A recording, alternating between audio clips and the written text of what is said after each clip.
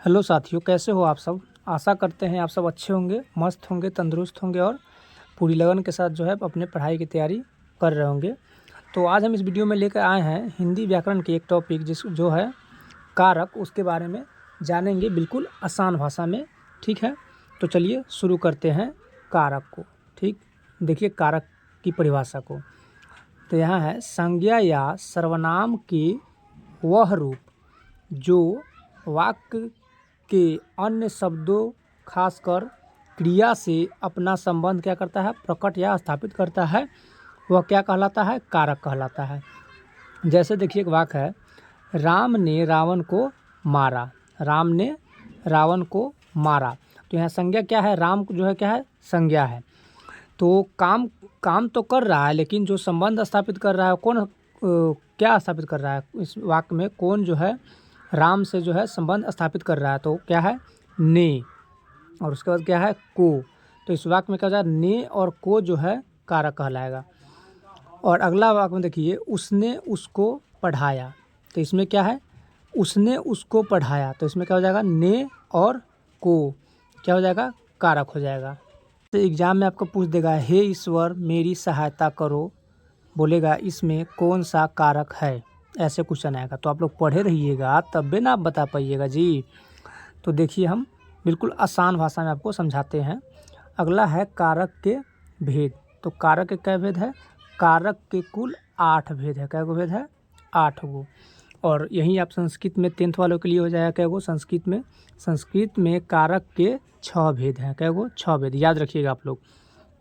देखिए पहला देखिए विभक्ति, दूसरा कारक, उसका कारक चिन्ह क्या होता है उसके बारे में समझिए। देखिए प्रथम विभक्ति में कर्ता का चिन्ह हो जाएगा ने, द्वितीय विभक्ति में कर्म कारक का चिन्ह हो जाएगा को, तृतीय विभक्ति में करण कारक का चिन्ह हो जाएगा से, चतुर्थ में हो जाएगा संप्रदान कारक का को के लिए, पंचमी विभक्ति में अपादान कारक का चिन्ह हो जाएगा से, षष्ठी विभक्ति में यानी छठी में संबंध कारक का विभक्ति चिन्ह हो जाएगा का के की, और सप्तमी विभक्ति में अधिकरण कारक का चिन्ह क्या हो जाएगा, में और पर, और अष्टमी में लास्टमा में क्या हो जाएगा, संबोधन कारक का चिन्ह क्या हो जाएगा, हे अरे अजी, यानी अजा अजी अरे। ठीक है, समझे आप लोग, इसको आप लोग याद कर लीजिएगा, नोट कर लीजिए। ठीक, एक बार देखिए नोट कीजिए आप लोग। अब हम लोग कारक जो है उसका पहला भेद क्या था, कर्ता। अब हम कर्ता के बारे में पूरी परिभाषा को समझेंगे, और ये आप समझिएगा तो आपसे एग्ज़ाम में जो प्रश्न पूछे जाएंगे आपको एक भी नहीं छूटेगा, हम गारंटी देते हैं आपको, अच्छे से पढ़ेंगे तो देखिए कर्ता कारक किसे कहते हैं। देखिए तो जो काम करता है उसे कर्ता कारक कहते हैं। क्या है, जो काम करता है उसे कर्ता कारक कहते हैं, और संस्कृत में कर्ता को ही क्या कहते हैं, कर्ता कारक कहते हैं। ठीक, अब देखिए इसका विभक्ति चिन्ह क्या हम लोग पढ़े थे, कर्ता का चिन्ह क्या था, ने। ठीक, जैसे मोहन खाता है, इस वाक्य में कर्ता का चिन्ह है, बताइए आप लोग, कमेंट कीजिए, कर्ता का चिन्ह है तो नहीं है। अब इस वाक्य में देखिए मोहन ने खाया, इस वाक्य में कौन सा चिन्ह है, प्रश्न पूछेगा तो ने क्या है, कर्ता चिन्ह है।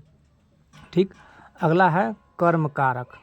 कर्म कारक देखिए, तो कर्ता द्वारा संपादित क्रिया का प्रभाव जिस व्यक्ति या वस्तु पर पड़े उसे कर्म कारक कहते हैं। जैसे कि कोई कर्ता काम कर रहा है और उसका प्रभाव किसी वस्तु या किसी व्यक्ति पर पड़ता है, उसे क्या कहते हैं, कर्म कारक कहते हैं। जैसे वाक्य देखिए, सोहन मोहन को क्या करता है, पीटता है। सोहन जो है एक व्यक्ति है और मोहन भी क्या एक व्यक्ति है, तो क्या कहा है यहाँ पे, कर्ता द्वारा संपादित क्रिया का प्रभाव जिस व्यक्ति या वस्तु, क्या है, जिस व्यक्ति या वस्तु, तो कर्ता क्या है इसमें, सोहन, और मोहन क्या है, एक व्यक्ति हो गया। तो सोहन जो है मोहन को क्या करता है, पीटता है। सोहन मोहन को पीटता है, तो कर्ता का प्रभाव किस पर पड़ रहा है, व्यक्ति पर, क्या कर रहा है, पीटने का। तो कर्म का चिन्ह क्या हो जाएगा इसमें, को। क्या है, सोहन जो है मोहन को पीटता है। आप लोग लिख सकते हैं, लिख लीजिएगा आप लोग, फिर कीजिएगा कॉपी में। अगला है तीसरा करण कारक। करण कारक किसे कहते हैं उसको समझिए।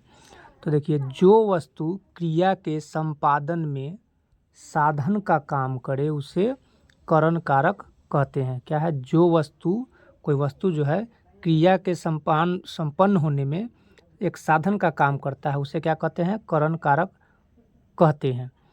इसका चिन्ह जो है क्या हो जाएगा? से और द्वारा। क्या हो जाएगा? से और द्वारा। आप लोग याद रखिएगा। अब कहिएगा सर इसका वाक्य बताइए, तो वाक्य देखिए क्या हो जाएगा? मोहन जो है, मोहन सोहन से क्या करता है? पत्र लिखवाता है। क्या करता है? पत्र लिखवाता है। पत्र, यहाँ क्रिया हो रहा है लेकिन साधन कौन को बन रहा है? मोहन, सोहन जो है साधन बन गया, काम करने का साधन बन गया। तो क्या कर रहा है? पत्र लिखने का काम कर रहा है। तो इसमें क्या हो जाएगा? मोहन जो है सोहन से, तो उसमें क्या हो जाएगा? से जो है, यानी यह भी हो सकता है मोहन सोहन के द्वारा, के द्वारा। ये सब क्या है? चिन्ह है, करण कारक का चिन्ह है। अगला है संप्रदान कारक। संप्रदान कारक को समझिए। देखिए, तो जिसके लिए कोई क्रिया की जाए उसे संप्रदान कारक कहते हैं। इसका चिन्ह जो है, विभक्ति चिन्ह क्या हो जाएगा? को और के लिए। समझ में आया? यानी जिसके लिए कोई क्रिया की जाए उसे क्या कहते हैं? संप्रदान कारक कहते हैं। जैसे राम ने श्याम को पुस्तक दी। राम ने श्याम को पुस्तक दी। इसमें संप्रदान कारक का चिन्ह क्या है बताइए? क्या हो जाएगा? को।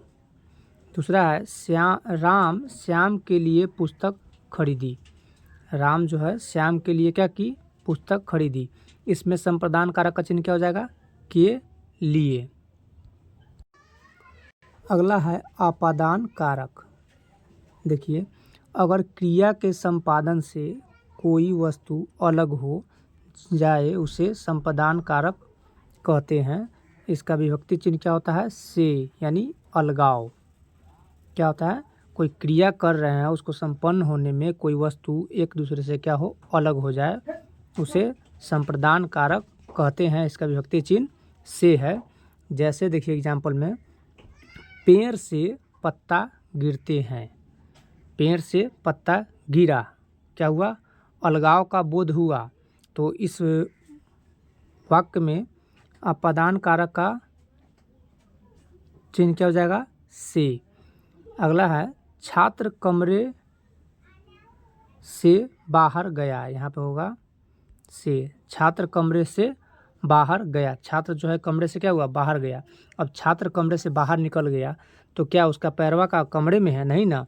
तो क्या हुआ? रूम से, मतलब कमरे से उसका जो संबंध था वो क्या हो गया? अलग हो गया। ठीक, समझ में आई आपको बात? आगे देखते हैं। अगला है संबंध कारक। ठीक, तो देखिए, जिस संज्ञा या सर्वनाम से किसी वस्तु का संबंध जाना जाए उसे संबंध कारक कहते हैं। इसका विभक्ति चिन्ह क्या हो जाएगा? का, के, की। क्या हो जाएगा इसका विभक्ति चिन्ह? का, के, की। अब देखिए उदाहरण से समझिए। मोहन का घोड़ा दौड़ता है। मोहन का घोड़ा क्या होता है? दौड़ता है। अब देखिए इसको समझिएगा। यानी जिस संज्ञा या सर्वनाम से, क्या से? संज्ञा या सर्वनाम से किसी वस्तु का संबंध, तो मोहन क्या है? एक संज्ञा है। और किसी वस्तु का संबंध क्या होगा? घोड़ा मान लीजिए, उसका संबंध क्या हो जाएगा? उसका घोड़ा जो है दौड़ता है। तो इसमें विभक्ति चिन्ह क्या हो जाएगा? का। अगला है मोहन के घोड़े दौड़ते हैं। इसमें विभक्ति चिन्ह क्या हो जाएगा? के। अगला है उसका घोड़ा दौड़ता है। उसका घोड़ा दौड़ता है। इसमें विभक्ति चिन्ह क्या हो जाएगा? संबंध कारक का। अगला है अधिकरण कारक। ठीक, इसको समझिए। जिससे क्रिया का आधार के ज्ञान प्राप्त हो उसे अधिकरण कारक कहते हैं। क्या कहते हैं? अधिकरण कारक कहते हैं। जैसे शिक्षक वर्ग में पढ़ा रहे हैं। यहाँ पे होगा रहे हैं, सॉरी, रहे हैं। तो शिक्षक काम कर रहे हैं और उससे आधार क्या प्राप्त होता रहा है? कि वर्ग में वो पढ़ा रहे हैं। तो इस वाक्य में अधिकरण का जो चिन्ह है वो क्या हो जाएगा? में, क्या हो जाएगा? में। अगला देखिए, मोहन छत पर बैठा है। मोहन क्या है? छत पर बैठा है, तो उसका आधार क्या है? छत पर, इसका चिन्ह हो जाएगा पर। अगला देखिए, संबोधन कारक। संबोधन कारक, तो जिस संज्ञा से किसी के पुकारने का संबोधन का बोध हो, क्या हो? जिस संज्ञा से किसी के पुकारने का संबोधन का बोध हो उसे संबोधन कारक कहते हैं। इसका विभक्ति चिन्ह क्या हो जाएगा? हे, अरि, अजय। ठीक, जैसे देखिए, हे ईश्वर मेरी सहायता करो। प्रश्न आएगा, हे ईश्वर मेरी सहायता करो में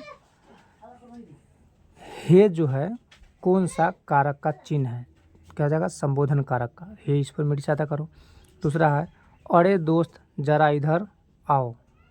अरे दोस्त जरा इधर आओ। अगला क्या, लास्ट देखिए, अजी से क्या होगा? अजी सुनते हो। घर में कहते हैं ना, अजी सुनते हो। तो समझ में आया आप लोग को अच्छे से। मिलते हैं अगली वीडियो में। धन्यवाद।